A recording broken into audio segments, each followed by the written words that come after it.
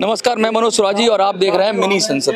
अभी हम खड़े हैं जंतर मंतर पर। स्टेट लेवल महाधरना यहाँ चल रहा है।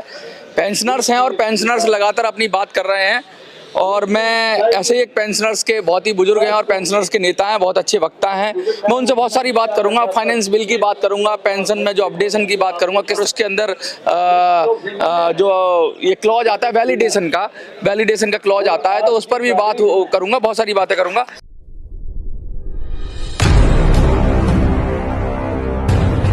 क्या नाम है आपका? मेरा नाम महेंद्र खन्ना है sir. I am retired deputy general manager from department of telecom right now BSNL।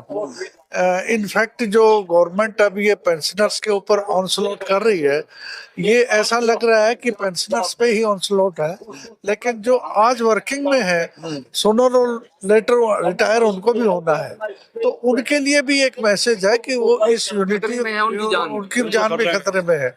वो एक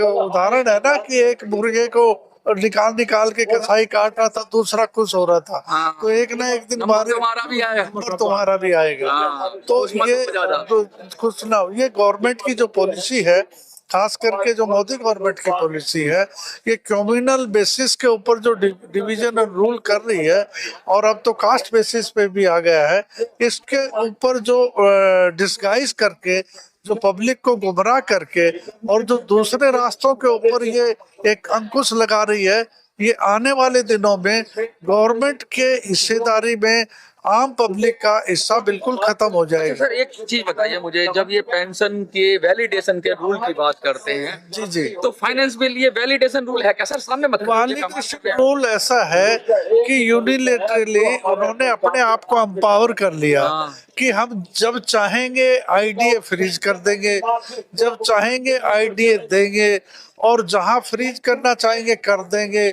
और उसमें भी अगर हम पेंशन बंद करना चाहेंगे, जबकि वो बहुत दूर की बात है, वो हम एकाएक बंद कर देंगे। इनकी पहली कोशिश क्या रहेगी कि ये DA फ्रीज कर देंगे। आज जो आदमी 40,000 पेंशन पे रिटायर हो रहा है, तो till death he will get 40,000। अच्छा, ये सुप्रीम कोर्ट के ऑर्डर को भी नहीं मान रहे हैं? जो सुप्रीम कोर्ट का ऑर्डर, जैसे वक्ताओं ने बोला कि सुप्रीम कोर्ट का ऑर्डर है कि पेंशन कोई खैरात नहीं है।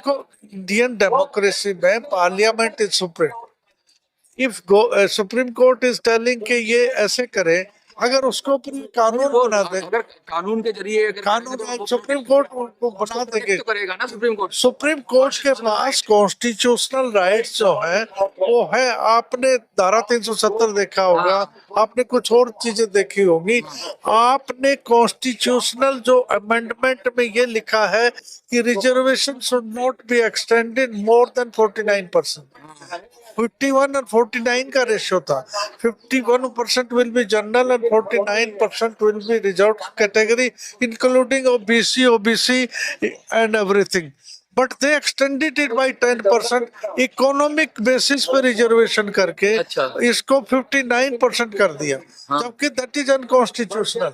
कॉन्स्टिट्यूशनल में क्लियर है कि तो ये तरीका ढूंढ देते हैं सर। एक्चुअली ना खाता ना भाई, जो ये लोग मिलके कहें वही सही। तो एक्चुअली क्या है, डेमोक्रेसी में मेजोरिटी इज अथॉरिटी। और अपनी जो डेमोक्रेसी है, क्या है सर, कुछ लोग बैठे हैं यही मेजोरिटी बने हुए हैं। अपनी जो इंडियन डेमोक्रेसी है, वो कोई US और अमेरिका की ना जुडिशरी है ना वहाँ की डेमोक्रेसी है। अभी हाल ही में आपने देखा होगा कि US की सुप्रीम कोर्ट ने लगा दी, उस टैरिफ पे रोक लगा दी कि you can't go beyond 8%। That is within the power of the US president. If you go by beyond 8%, you have to take the permission of the parliament, और ये बहुत इमरजेंसी केस में होगा। नॉर्मल वे में आप किसी राष्ट्रपति का राइट डिफाइन कर दिया, आपकी लक्ष्मण रेखा है। अपने यहाँ डिमार्केशन नहीं है कि प्रधानमंत्री क्या करेगा। एक्चुअली एक चीजों को ये बुलडोज, हमारे यहाँ तो गुलाम लोग हैं जो प्रधानमंत्री भगवान बना देते। सबसे पहले मैं अभी रास्ते में बात कर रहा था कि 993 ईस्वी में मोहम्मद गौरी ने आक्रमण किया था। देश आजाद हुआ 1947 में। हाँ। ये 1900 साल देश आजाद रहा है, ये हम लोगों की मानसिकता है। गुलामी आ गई है हमारे हाँ, खुद में। एक छोटी सी बात कहूंगा, कल एक रिटायर्ड आईपीएस ऑफिसर ने कहा था कि हम राफेल, इससे फ्रांस से राफेल की टेक्निक मांग रहे हैं। हाँ। वहाँ की पॉपुलेशन है 6 करोड़, हाँ। We are around 140 crore, 1.5 billion. 1.5 billion. अगर आप रेशियो निकालो 6 करोड़ का और 1.5 बिलियन का, तो 1:25 आता है। हाँ। यानी कि 25 आदमी एक आदमी के आगे हाथ जोड़ रहे हैं कि हमारी मदद कर दे। हमारे पास इतनी कुवत नहीं है कि हम हाँ, निकालें। हम 25 आदमी है, फ्रांस अकेला आदमी है, हम उससे टेक्नोलॉजी मांग रहे हैं। एक्चुअली हम लोगों की मानसिकता क्या है कि हम लोग जातियों में, धर्मों में, क्षेत्र में, भाषा में, इसमें बटे हुए हैं, और इसमें बीजेपी को भारत हासिल है। मैं हरियाणा से आता हूँ, हरियाणा में जाट नॉन जाट का नारा दे दिया हाँ। और सीधी सरकार बना दी, क्योंकि वहां जाटों की एक तरह से डोमिनेंस कम्युनिटी है, और पॉलिटिक्स में भी और ब्यूरोक्रेसी में भी, एडमिनिस्ट्रेशन में ही आ रही है। रिमेनिंग 78% आबादी को जाटों से अगेंस्ट करके और वहां सरकार बना ली। ये बीजेपी ऐसी पार्टी है, ये BJP very dangerous party. Long term में ये देश के लिए अच्छा नहीं है। आज हम बंटवारा करती है। कोष्ठ- और ये तो ये कहते हैं बटोगे तो कटोगे, एक रहोगे नेक रहोगे। ये इनके नारे हैं। आप ये सोचिए कि इलेक्शन कमीशन ऑफ इंडिया, अगर आज टीएन सेशन होता बिहार में इलेक्शन डेट से 24 घंटे पहले, 72 घंटे पहले हर एक गृहिणी के खाते में 10-10 हजार रुपए डाल दिए। वहां का पॉवर्टी रेशियो इतना कम है, एक घर में 10,000 रुपए चलेंगे, वो तो कूद कूद के उन्होंने नीतीश कुमार को वोट दे दिया। जबकि आचार संहिता लागू होने के, जबकि इलेक्शन कमीशन ऑफ इंडिया की गाइडलाइंस है कॉन्स्टिट्यूशनली कि आचार संहिता लागू होने के बाद आप किसी भी तरह का प्रलोभन वोटर को नहीं दे सकते। बहुत सारी बातें हैं, बहुत कुछ कह रहे हैं। 1 मिनट में आपके जरा रहिए।